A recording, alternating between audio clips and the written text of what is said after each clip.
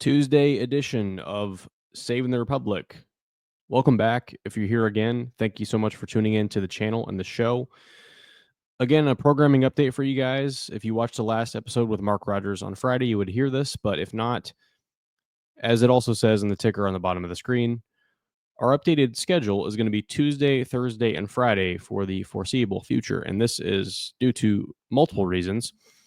The first of which I'll go into after we brief you guys on today's stories, but nonetheless, that'll be our schedule from here on out. So until further notice, Tuesday, Thursday, and Friday.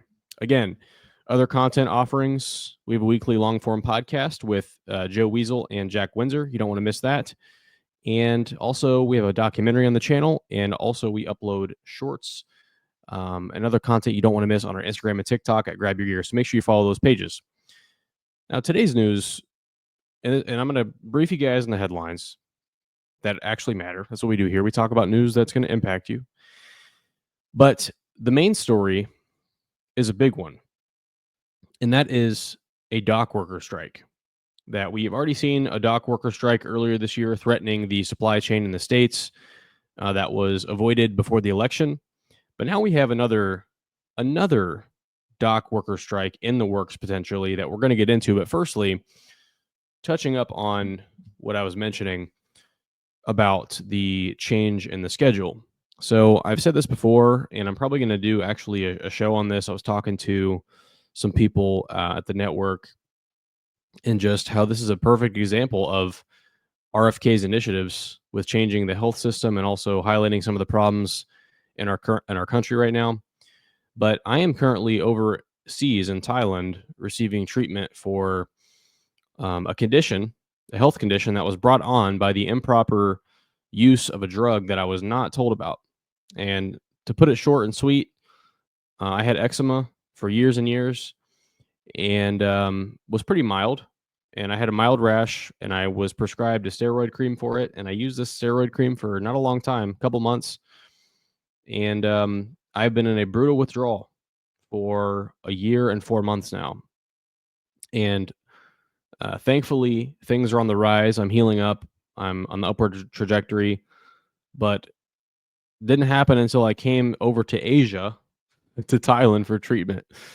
So I'm currently overseas receiving treatment, will be for a couple months, and that's why the programming has changed. Also, why the set is different, right? You guys have probably noticed I'm not at my typical lavish setup with my desk and my memorabilia over my shoulder and the high camera quality, which we will be getting a better camera in very soon. So stay posted for that. But regardless, that's what's going on with the show. And like I said, I'm going to bring you guys a video / show going further into depth into the situation, and also just exposing just the ridiculousness of steroid withdrawal, which, thousands of people, bare minimum, are suffering from steroid withdrawal. So it is a crazy situation, and I would speculate that there is potentially hundreds of thousands of people in the U.S. suffering from this condition that is very, very challenging on their lives. But we'll get into that at a later date. For today's show, as I said, this main story, and this is one that, we like to bring you guys a story every day that's specifically going to impact you as a hardworking American, but especially as a trades worker, merit shop worker, and this is that. This is that, absolutely. And this story here from the New York Times: port workers strike on East and Gulf coasts for the first time since 1977 in a standoff over wages. These are the members of the International Longshoremen's Association. And this is historic because this was, news coming from the first time in 50 years. And these people represent the East and the Gulf Coast of the southern United States. So let's see, one second here. Headphones just died. Sorry about that brief interruption there. My headphones died on me, so made a little change up here. But as I was saying, the New York Times article here is from October 1st, 2024. So this is outlining the initial strike that we all heard about. It was going to interrupt the supply chain, disrupt it, cause massive headaches, Just huge obstacles, huge problems for the United States supply chain, right? We all heard about this story before the election. And the story here is that these 45,000 workers, um, which were going to go on strike, they agreed to postpone the strike until after the election, which, the reason for that could be political, could be wanting to have a different administration to negotiate with. But regardless, the negotiations were put off, and now they are fast approaching for January 15th, days before Donald Trump's presidential term begins, as this article says here from Global Trade Mag. And a couple main points from this protest that could affect you is that, firstly, the number of jobs, right? We've seen in the past, and we saw in this article initially, that there are 45,000 dock workers at stake here who are trying to negotiate this new pay rate. And the difference in pay for the new contract they were wanting was initially 77%, 77% raise, and they had come down to 61%, which I'm curious where that is currently at now, because I know for a fact if we're going to be hiking up wages by 60%, you as a consumer are definitely going to see that increase in your pay and in your products, right? And these docks, people don't realize, the average American, including myself, didn't realize, a lot of the goods that we consume, and not necessarily just food, agricultural goods, nothing like that. But many goods that we buy at the store that we don't think twice about, right? Things that might be imported from China, things like light bulbs, things like silverware, things, clothing, all that, all those items will be affected by this strike. And so if we're talking about a 66% increase in pay, you're going to see a 66% increase in price. I'll guarantee you that. But again, the number of workers, all right, and this article here says, going back to this, let's see. Modern crane technology implemented over a decade ago doubled container capacity at Warren Terminal, increased daily worker numbers from 600 to 1,200, and raised wages from higher cargo volumes. The ILA argues that automation, including the use of semi-automated rail-mounted gantry cranes, threatens jobs, national security, and the future of the workforce. ILA Executive Vice President Daggett pointed to a greenfield terminal project in 2000s as a cautionary tale, stating that promised benefits failed to materialize while automation became a model for job losses. Daggett also criticized a new technology clause in the master contract, claiming it allowed employers to unilaterally introduce new equipment after filing a notice. So the point of this strike here is that the workers are concerned that they will become obsolete by technology. And really, this begs a fundamental question. We here at Grab Your Gear Network, we talk about unions, and I wouldn't say that we have an ideological principle as a network that we are opposed to unions fully, right? I think labor unions, historically at least, had a purpose, and people are free to choose whatever they want to choose in terms of joining a union. The problem comes in when there is forced compliance, when there is no choice for employees, when there's no choice for you, the worker, to be able to choose, do I want my money going into a pension, for example, or do I want it going into a 401k that I can take with me and that I can control? Because as we all know, pensions and many other problems, like pensions, are an example of something you cannot control that a union forces you to do. So the bottom line here is that we are for agency, right? We are for agency. And if we're going to talk about a contract that, somebody's concerned that their job is going to be leaving or could be obsolete by a new technology coming in, that's a reality that we all have to face.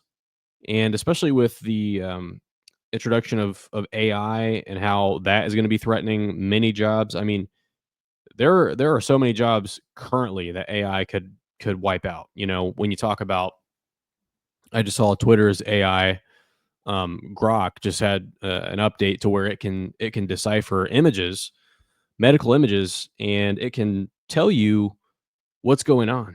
All right, it can tell you basically just like a doctor. And so, obviously there's a human element there. You like to have that relationship. There is a point to having a doctor, but in our reality, is that a job that can sustain? And there's so many examples of this, but the bottom line here is, the question is, should we force And should we artificially, you know, prevent technology from advancing in order to protect jobs? That is a fundamental question that I would love to hear the answer to. That you guys, if you have an opinion on that, let me know right now in the comments. Should we sacrifice the evolution of technology to protect jobs? Big question. And honestly, there's probably an argument for it, right? I don't know that I agree with the dock workers position here, especially with this wage increase. It seems a little bit exorbitant to me. And we saw that with the UAW strike with General Motors a while back. Is that you know these wage increases that they were pushing for were just ridiculous. I mean, I'm sorry, but it was just an 80% increase or 100%. I think it was way up there. And so that's a different story. But in terms of just protecting the jobs, it is a compelling argument. But regardless, this strike could affect your paychecks in the sense that it could affect how much money you spend at the store. So let me know what you guys think down below on this story. The second story that's going to impact your life that I love to talk about, that I love what is happening with this, is the Robert F. Kennedy Jr. developments continuing at the HHS level. The federal government is already responding to this new perspective. As we've seen, there have been rumors that the FDA in the coming weeks is considering banning food dyes before RFK even gets in there. So it's like, look, they're already responding to what the voters said, right? They're already recognizing the day of reckoning is coming. So let's get ahead of the curve. And the the funny thing is, does it really work like that? Right? Are you gonna be able to take credit for doing what the American people mandated after they already mandated it? Like, you don't get to take credit for that. But regardless, right here, check this out. Robert F. Kennedy Jr. says that on the first day of Trump's presidency, they will declare an emergency similar to COVID, but focus on chronic disease. We are going to get the fluoride out of the water. We're going to get the chemicals out of the food. Beautiful. Okay, I didn't have this tweet on camera there, so there we go. I'll put it up there for you guys. But beautiful. I mean, that is, talk about music to my ears. Talk about music to your ears as an American, for your kids, for your families. Amen. Right? We should be all thankful for this appointment. And man, if there's somebody that should be that deserves this position, it's RFK Jr. Obviously. Another thing to consider. All right, controversial topic here, but check this out. When is enough enough? The CDC just dropped its 2025 childhood vaccine schedule. For a perfectly healthy baby between 0 to 12 months, they are to receive 26 doses, right? Let me ask you a question. Do you want your baby getting 26 injections from companies who have had a long history of fraud, who have had a long history of corruption, and you're going to let that company inject your little precious baby with vaccines that, look, some of them might work, some of them might not, right? But is that something you want to do? Because I think this is something that RFK is going to take a look at.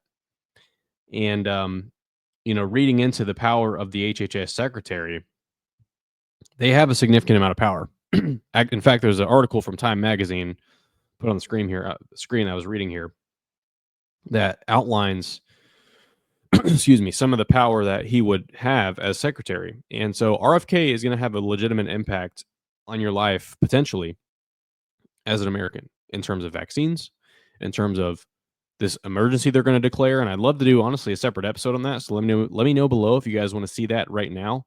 In fact, I might have a guest on to discuss that this week. So stay posted for our Thursday episode. It's going to be very special, as well as Friday, right? Fridays, we have a good friend on, Mark Rogers, from the world of sports, and try to bring you guys a diverse perspective here on the channel. I'm a political junkie. I love this stuff, but more importantly, I love my faith, and I care about that, and I care about the inner workings and the direct connection between faith and politics and morality. And so I hope to give you guys an interesting perspective on that. But ultimately, our goal here, our mission here, is to deliver news to you that's going to affect your life, right? It's going to actually impact you, which is not necessarily the case with a lot of news channels. So if you guys enjoy the content here, if you appreciate that, make sure you subscribe to the channel. Follow us on all our socials at Grab Your Gear on TikTok and Instagram. Again, check out our weekly long-form podcast. Jack Windsor, host of the Windsor Report, 98.9 FM. but he also has a podcast with us. Thankfully, Jack's a great guy on Grab Your Gear along with Joe Weasel. So check us all out. Leave us a comment down below. Like the video if you made it this far. Appreciate you tuning in to Tuesday's episode, and we will see you on Thursday. Take care.